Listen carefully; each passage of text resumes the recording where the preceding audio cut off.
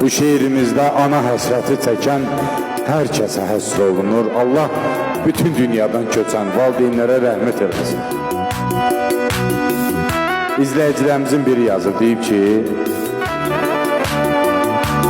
mənim az yaşım olardı, anamı itirmişəm, istəyirəm. Anama ait bir dənə şeir yazasınız. Yazmışam ki, çağırın bu gecə anamı gəlsin.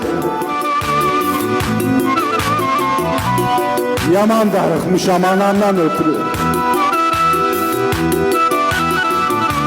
Bir gecə evimdə qonağım olsun. Yaman darıxmışam anamdan ötürü. Analı günlərim düşür yadıma.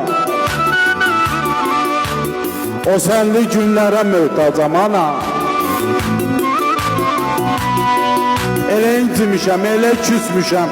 Bu zalım, bu qəddar dünyadan ana.